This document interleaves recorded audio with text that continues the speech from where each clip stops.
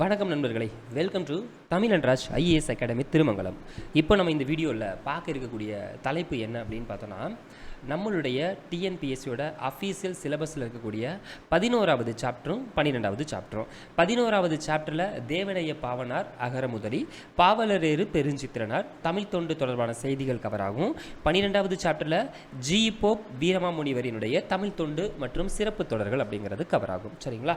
So இந்த வீடியோவை நீங்கள் என்னைக்கு பார்ப்பீங்க அப்படின்னு பார்த்தோன்னா, 26 ஏப்ரல் 2024 அன்னைக்கு காலையில் 6 மணிக்கு நம்ம வீடியோ பப்ளிஷ் ஆகிருக்கும். ஒவ்வொரு நாளும் டெய்லி காலையில் 6 மணிக்கு வீடியோஸ் அப்படிங்கிறது பப்ளிஷ் ஆகிட்டுருக்கு. ஸோ இந்த சனிக்கிழமை நீங்கள் பார்க்கக்கூடிய கண்டென்ட், அதாவது வெள்ளிக்கிழமை நீங்கள் பார்க்க இருக்கக்கூடிய கண்டென்ட் 11, 12 நீங்கள் பார்த்துருப்பீங்க. ஸோ சனி ஞாயிறு இந்த நாளில் உங்களுக்கு இதுக்கு முன்னாடி முடிஞ்சிருக்கக்கூடிய கண்டென்ட் எல்லாமே சேர்ந்து ரிவிஷனாக இருக்கும். இதுக்கு முன்னாடி என்னென்ன முடிஞ்சிருக்கு அப்படின்னு பார்த்தோன்னா, தமிழை பொறுத்த வரைக்கும் பார்ட் சியில் இருக்கக்கூடிய கண்டென்ட் சாப்டர் 1லேருந்து 12 வரைக்கும் முடிஞ்சிருச்சு. தென் பார்ட் பியில் இருக்கக்கூடிய கண்டென்ட் 1லேருந்து 5 வரைக்கும் முடிஞ்சிருக்கு. சரிங்களா? ஸோ இது எல்லாமே சேர்ந்து உங்களுக்கு ஒரு ரிவிஷனாக இருக்கும். அந்த ரிவிஷனில் என்னவாக இருக்கும்னா, இதுக்கு முன்னாடி டிஎன்பிஎஸ்சி எக்ஸாமில் கேட்கப்பட்ட கேள்விகள் தான் உங்களுக்கு இருக்கும். சரியா? சரி, ஓகே. இது நம்ம வேட் ஸ்டடியில் ரொம்ப டெப்த்தெல்லாம் இல்லை. அதனால் உங்கள் எல்லாருமே இது 2 டாபிக் தானே ஈஸியாக படிச்சிருப்பீங்க. ஸோ அதனால் உங்களுக்கு நான் டேரெக்டாக கேள்விகளே நான் கேட்க ஆரம்பிச்சிடறேன். சரிங்களா? ஒருவேளை உங்களுக்கு வேர் டு ஸ்டடி எல்லாமே உங்களுக்கு ஒரு வேளை டாபிக் வைஸ் இல்லை அப்படின்னு உங்களுக்கு தோணுச்சுன்னா எனக்கு இன்ஃபார்ம் பண்ணுங்கள். நான் அதுக்கு ஒரு வீடியோவாகவே உங்களுக்கு நான் எல்லாத்துக்குமே நான் ஷேர் பண்ணிடுறேன். ஒரே ஒரு வீடியோலேயே உங்களுக்கு என்னென்ன டாப்பிக்கு எங்கெங்கே இருக்குது, எதாவது படிக்கணும் அப்படின்னு சொல்லிட்டு எல்லாமே அப்டேட் பண்ணிடுறேன். இப்போ நம்ம வீடியோக்குள்ளே போகலாம். ஸோ பார்க்கக்கூடிய கண்டென்ட் 11வது சாப்டரும் 12வது சாப்டரும் 2 சாப்டருமே நம்ம பார்க்க போகிறோம். சரியா? சரி, ஃபஸ்ட்டு ஊழி பலநூறு கண்டதுவாம், அறிவு ஊற்றெனும் நூல் பல கொண்டதுவாம் எனும் பாடல் வரிகளால் குறிப்பிடப்படுவது எது? சரியான பதில் என்ன சொல்லியிருப்பாங்க அப்படின்னு பார்த்தோன்னா, நம்மளுடைய தமிழ் மொழியை தான் மென்ஷன் பண்ணியிருப்பாங்க. சரிங்களா? ஸோ பல 100 வருஷங்கள் வரைக்கும் கண்டுச்சு, அதாவது பல நூல் பல கொண்டதுவாம், அறிவு ஊற்றெனும், ஊற்று மாதிரி இருக்கக்கூடிய அறிவுகள் கொண்ட, அறிவை வளப்படுத்தக்கூடிய பல நூல்களை கொண்ட நம்மளுடைய தமிழ் மொழி அப்படிங்கிறத மென்ஷன் பண்ணியிருப்பாங்க. சரியா? சரி, அதுதான் நமக்கு இதுக்கான பதிலாக சொல்லியிருப்பாங்க. அடுத்த கேள்வி, பொய் அகற்றும் உள்ள பூட்டு அகற்றும் அன்பு பூண்டவரின் இன்பம் பாட்டிருக்கும் என பாடிய நபர் யார்? பொய்யை அகற்றக்கூடியது, உள்ள மனசுக்கு உள்ளே இருக்கக்கூடிய அந்த பயத்தை, அந்த குற்ற எண்ணங்கள், இது எல்லாத்தையுமே நீக்கக்கூடியது அப்படிங்கிற மாதிரி சொல்லியிருப்பாங்க. ஸோ இதுக்கான ஆசிரியர் யார் அப்படிங்கிறதான் சரியான கொஸ்டின். சரியான ஆன்சர் என்ன அப்படின்னு பார்த்தோம்னா, பெரும் சித்திரனார். யார்? பெரும் சித்திரனார். ஸோ ஆக்சுவலாக இந்த சீரீஸ் நம்ம முடிகிறதுக்கு முன்னவே நம்ம இன்னொரு சீரீஸ் நம்ம கொடுக்க போகிறோம். அந்த சீரீஸ் நமக்கு ஃபுல் ரிவிஷன் பர்பஸ்க்காக ஆடியோவாவோ அதர்வைஸ் நீங்கள் கம்ப்ளீட் வீடியோவாகவே நீங்கள் பார்த்தீங்கனாலே எல்லாமே உங்களுக்கு கவர் ஆகிடும். அந்த மாதிரி தான் நம்ம கொடுத்துருக்கோம். சரியா? 3வது கேள்வி, துரை மாணிக்கம் எனும் இயற்பெயர் உடையவர் யார்? பாவலரேறு எனும் சிறப்பு பெயரால் அழைக்கப்படுபவர் யார்? மேற்காணும் கூற்றிற்கு உரிய நபர் யார்?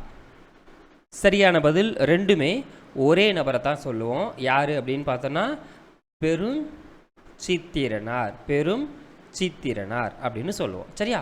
சரி, அடுத்த கேள்வி, பெருஞ்சித்திரனார் நடத்திய இதழ்கள் என்னென்ன? என்னென்ன இதழ்கள் நடத்தினார்? தென்மொழி நடத்தியிருப்பார். தென் தமிழ் சிட்டு நடத்தியிருப்பார். தமிழ் சிட்டு. தென் தமிழ் நிலம்.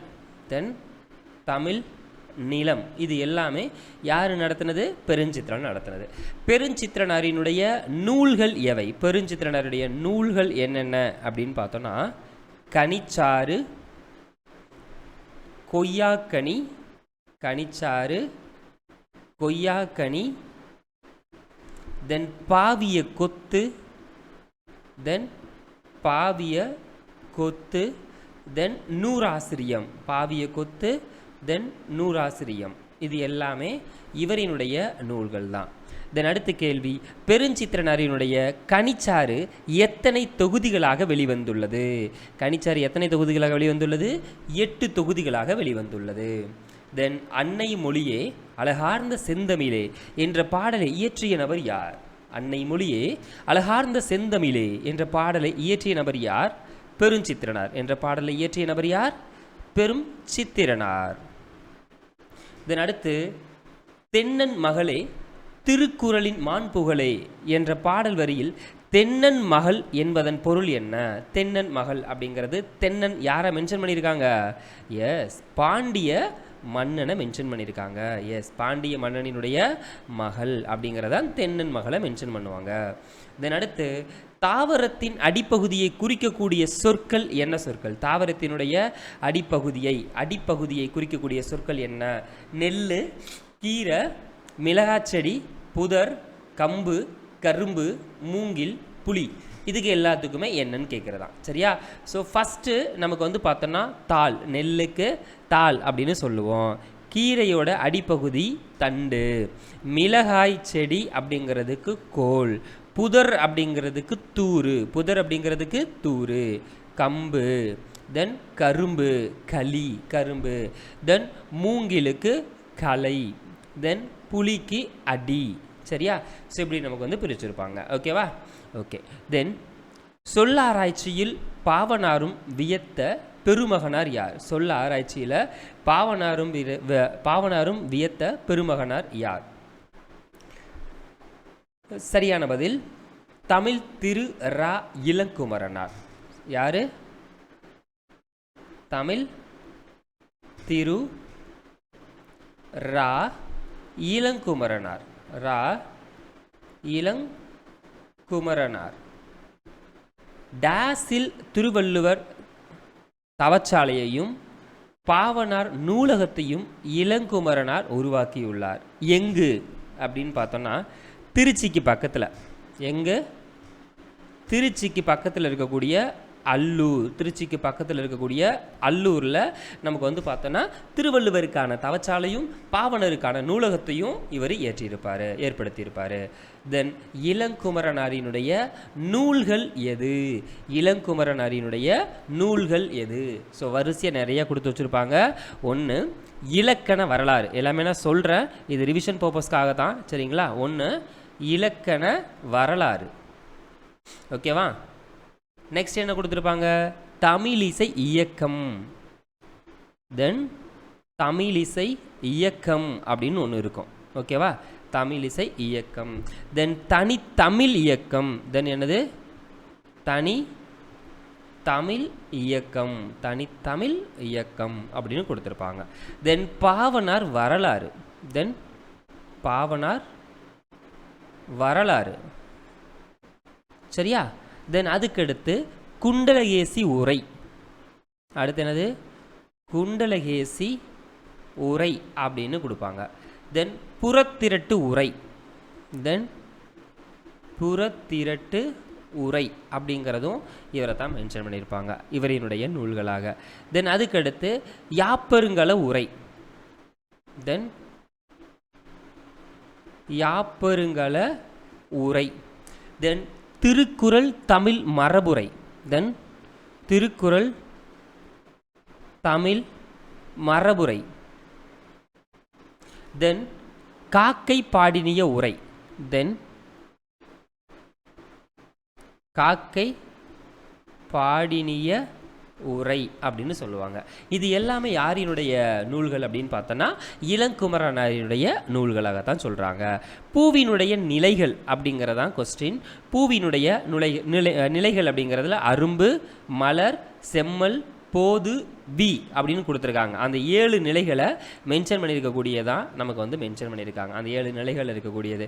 ஸோ பூவினுடைய தோற்று நிலை, பூ விரிய தொடங்கும் நிலை, பூவினுடைய மலர்ந்த நிலை, மரச்செடியினின்று பூ கீழே விழுந்த நிலை, கீழே விழுந்த நிலை, அதே மாதிரி பூ வாடின நிலைகள் அப்படிங்கிறதான் நமக்கு வந்து வரிசையாக மென்ஷன் பண்ணியிருப்பாங்க. சரியா? சரி, இது வந்து அந்த மொத்தமாக நீங்கள் வந்து எல்லாமே தெரிஞ்சிருக்கணும். அதில் என்ன கொடுத்துருப்பாங்க? அரும்பு அப்படிங்கிறது பூவினுடைய தோற்ற நிலை. அரும்புங்கிறது எது? தோற்ற நிலை. தென் போதுங்கிறது பூ விரிய தொடங்கும் நிலை. பூ விரிய தொடங்கும் நிலை. தென் மலர் அப்படின்னு சொல்லுவாங்க, அதை வந்து அலர் அப்படின்னு கொடுத்துருப்பாங்க. பூவினுடைய மலர்ந்த நிலை. பூவினுடைய மலர்ந்த நிலை. வி அப்படிங்கிறது மரச்செடியிலிருந்து கீழே விழுந்த நிலை. விங்கிறது கீழே மரச்செடியிலிருந்து கீழே விழுந்த நிலை. செம்மல் அப்படிங்கிறது பூவானது வாடிய நிலை. செம்மல் அப்படிங்கிறது என்னது? பூவானது வாடிய நிலை அப்படின்னு கொடுத்துருப்பாங்க. சரியா? ஸோ இது எல்லாமே நமக்கு வந்து ரொம்ப இம்பார்ட்டன்ட் கண்டென்ட். பொறுத்துக்கு அப்படிங்கிற பாயிண்ட் ஆஃப் வியூவில் கொடுத்து கேட்கறதுக்கான சான்சஸ் இருக்குது. தென் அடுத்து, உலகத்திலேயே ஒரு மொழிக்காக உலக மாநாடு நடத்திய முதல் நாடு மலேசியா. மாநாட்டுக்குரிய அம்முதல் மொழியும் தமிழே என எந்த சான்று நமக்கு கூறியது, அதாவது என சான்று கூறியவர், அதாவது எங்கே இருந்து நமக்கு இதுக்கான சான்று கிடச்சிச்சு அப்படிங்கிறதான் கேள்வி. இதுக்கானது எங்கே யார் சொன்னா அப்படின்னு பார்த்தோம்னா, பன்மொழி புலவர். யார்? பன்மொழி புலவர் கா அப்பாத்துரையார். கா அப்பாத்துரையார் இவர் தான் நமக்கு வந்து மென்ஷன் பண்ணியிருப்பார். சரியா? பன்மொழி புலவர் கா அப்பாத்துரையார். மொழி ஞாயிறு என்று அழைக்கப்படக்கூடிய நபர் யார்? மொழி ஞாயிறு என்று அழைக்கப்படக்கூடிய நபர் யார்? சரியான பதில் என்ன? தேவநேய பாவனார். தேவநேய பாவனார். சரியா?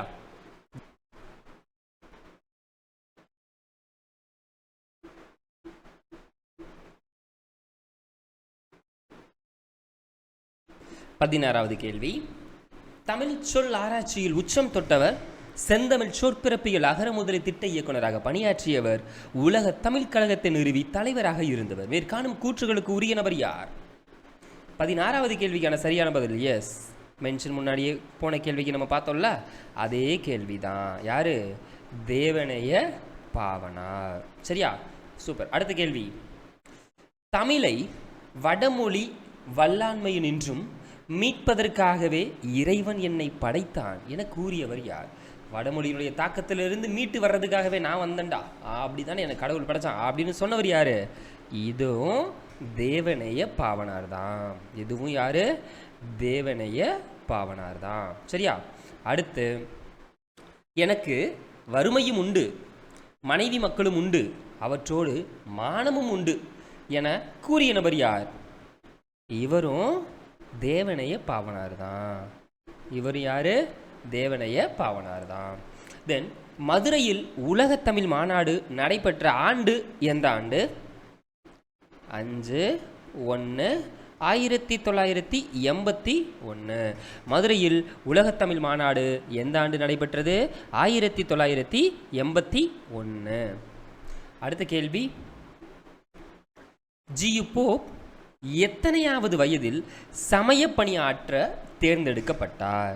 ஜி.யு. போப் எத்தனையாவது வயதில் சமய பணி ஆற்றுவதற்காக தேர்ந்தெடுக்கப்பட்டார்? சரியா? பேஜ் நம்பர் 42 இருக்கக்கூடியது 19 வயது. எத்தனை வயசு? 19 வயசு அப்படின்னு சொல்லுவாங்க. சரிங்களா? அதே மாதிரி மேலே பார்த்தோம்ல, மதுரையில் உலகத்தமிழ் மாநாட்டில், அதில் மாந்தன் தோற்றமும் தமிழர் மரபும் என்ற தலைப்பில் சொற்பொழிவு யார்? தேவநேய பாவனார் தான் சொல்லியிருப்பாங்க. சரியா? சரி, இந்த கேள்வி 21. ஜி.யு. போப் முதலில் சமயப்பணி ஆற்றிய இடம் என்ன இடம்? முதல்ல சமயப்பணி எங்க? சென்னை. ஃபஸ்ட்டு எங்க? சென்னை சாந்தோம். சென்னை சாந்தோமில் மென்ஷன் பண்ணியிருப்பாங்க. சரியா? செகண்டு, திருநெல்வேலியில் சாயர்புரத்தில். ஓகேவா? தென், திருமணத்திற்கு பின் ஜி.யு. போப் எங்கு சமய பணி ஆற்றினார்? திருமணத்துக்கு அப்புறம் ஜி.யு. போப் வந்து எங்கே சமய பணி ஆற்றினார் அப்படின்னு பார்த்தா தஞ்சாவூர். திருமணத்துக்கு அப்புறம் எங்கே? தஞ்சாவூரில். அடுத்து கொஸ்டின் நம்பர் 22 பார்க்கணுமா? ஓகே, 23 அடுத்த கேள்வி. எந்தெந்த ஏடுகளில் ஜி.யு. போப் தமிழ் மொழி பற்றிய ஆராய்ச்சி கட்டுரைகளை ஆங்கிலத்தில் எழுதினார்? எந்தெந்த ஏடுகளில் ஜி.யு. போப் தமிழ் மொழி பற்றிய ஆராய்ச்சி கட்டுரைகளை ஆங்கிலத்தில் எழுதினார்? எதில்? ஃபஸ்ட்டு இந்தியன் சஞ்சிகை. இந்தியன் சஞ்சிகை. தென், இந்தியாவின் தொல்பொருள் ஆய்வு. இன்னொன்று என்னது? இந்தியாவின் தொல்பொருள் ஆய்வு. இந்தியாவின் தொல்பொருள் ஆய்வு அப்படின்னு சொல்லுவோம். தென், அடுத்த கேள்வி 24. நீதி நூல்களிலிருந்து பொறுமை, சினமின்மை, நட்பு முதலியவற்றில் 600 செய்யுட்களை எடுத்து டேஸ் நூலை தொகுத்தனர். என்னவா தொகுத்திருக்காங்க? தமிழ் செய்யுட்களம்பகம். தமிழ் செய்யுட்களம்பகம். சரியா? அடுத்து 25வது கேள்வி. தமிழ் ஆங்கிலம், ஆங்கிலம் தமிழ் அகராதியை வெளியிட்ட நபர் யார்? G U. Pope. G U. Pope. G U. Pope எந்த ஆண்டு உதகமண்டலத்தில் பள்ளியை நிறுவினார்? உதகமண்டலத்தில் 1858 நிறுவினார். 1858. திருக்குறளை டேஸ் ஆண்டுகள் படித்த பின்னர் 1886 ஆங்கிலத்தில் மொழிபெயர்த்தனர். யார் இவர்? எப்போ எத்தனை ஆண்டுகள் படித்தாராம்? 40. திருக்குறளை 40 ஆண்டுகள் படித்த பின்னர் 1886 ஆங்கிலத்தில் மொழிபெயர்த்தார். எந்த ஆண்டு திருவாசகத்தை ஆங்கிலத்தில் மொழிபெயர்த்தார்? 1900. 1900. தமது கல்லறையில் இங்கே ஒரு தமிழ் மாணவன் உறங்கிக் கொண்டிருக்கிறான் என்று எழுதச் சொன்னவர் யார்? ஜி.யு. போப். ஜி.யு. போப். வீரமாமுனிவரினுடைய இயற்பெயர் என்ன? வீரமாமுனிவரின் இயற்பெயர் என்ன? Constantine. Constantine Joseph Beschi. Constantine Joseph Beschi. வீரமாமுனிவரினுடைய காலம் என்ன காலம்? 1680 1747 வரைக்கும். 1680 1747 வரைக்கும். வீரமாமுனிவர் யாரிடம் தமிழ் கற்றார்? வீரமாமுனிவர் யாரிடம் தமிழ் கற்றார்? மதுரை சுப்பிரதீப கவிராய. சுப்பிரதீப கவிராய. வீரமாமுனிவர் யாரிடம் திவானாக பணிபுரிந்தார்? யாரிடம் திவானாக பணிபுரிந்தார்? திருச்சி சந்தா சாஹிப். திருச்சி சந்தா சாஹிப். சதுர அகராதியில் வீரமாமுனிவர் டேஸ் வகை சிற்றிலக்கியங்களை பற்றி கூறியுள்ளார்? 96 வகை சிற்றிலக்கியங்களை பற்றி கூறியுள்ளார். கான்ஸ்டாண்டின் என்ற இத்தாலிய சொல்லினுடைய பொருள் என்ன? இத்தாலிய சொல்லினுடைய பொருள் என்ன? அஞ்சாதவன். இத்தாலிய சொல்லின் பொருள் என்ன? அஞ்சாதவன். இதைத்தான் மையமாக வச்சு தைரியநாதன் அப்படின்னு சொல்லுவாங்க. இதைத்தான் மையமாக வச்சு தைரியநாதன் அப்படின்னு பேரை மாற்றிக்கிட்டதாகவும் சொல்லுவாங்க. தென் தமிழ் எழுத்து வரி வடிவத்தை திருத்தி எழுத்து சீர்திருத்தம் மேற்கொண்டவர் யார்? தமிழ் எழுத்தினுடைய வரி வடிவத்தை திருத்தி எழுத்து சீர்திருத்தத்தை மேற்கொண்ட நபர் யார்? சரியான பதில் வீரமாமுனிவர். சரியான பதில் என்ன? வீரமாமுனிவர். 37. வீரமாமுனிவர் எழுதிய நகைச்சுவை நூல் எது? வீரமாமுனிவர் எழுதிய நகைச்சுவை நூல், முதல் நகைச்சுவை நூல் அப்படின்னு சொல்லுவாங்க. இதை பரமார்த்த குரு கதை. பரமார்த்த குரு கதை அப்படிங்கிறத மென்ஷன் பண்ணியிருப்பேன் 37க்கு. 38. வீரமாமுனிவர் எந்த ஆண்டு தமிழகம் வந்தார்? எந்த ஆண்டு தமிழகம்? 1710. 1710. எத்தனை வருஷம் சமய பணிகள்? 37 ஆண்டுகள். 37 ஆண்டுகள் சமயப்பணி. 39. தமிழின் தொன்மையை உலகறிய செய்தவர் யார்? தமிழுக்கு வித்திட்டவர் யார்? தமிழை தலைக்கச் செய்த செம்மல் யார்? தமிழை ஆளென வளர்த்து மாண்புறச் செய்தவர் யார்? தொன்மையை உலகறிய செய்தவர் யார்? கால்டுவெல். தொன்மையை உலகறிய செய்தவர் யாரு? கால்டுவெல். தனித்தமிழுக்கு வித்திட்டவர் யாரு? பருதிமார் கலைஞர். யாரு? பருதிமார் கலைஞர். தமிழை தலைக்கச் செய்த செம்மல் யாரு? மறைமலை அடிகள். யாரு? மறைமலை. தமிழை ஆளென வளர்த்து மாண்புறச் செய்தவர் யாரு? தேவனைய பாவனார். யாரு? தேவனைய பாவனார். இதன் அடுத்த கேள்வி, பாரதிதாசனின் தலைமை மாணாக்கர். பாரதிதாசனினுடைய தலைமை மாணாக்கர் யாரு? பெருஞ்சித்திரனார். யாரு? பெருஞ்சித்திரனார். பாரதிதாசனினுடைய தலைமை மாணாக்கர். இவருடைய மற்ற கூற்றுகள் அப்படின்னு பார்த்தோம்னா நிறையா கூற்றுகள் கூட கொடுத்துருப்பாங்க.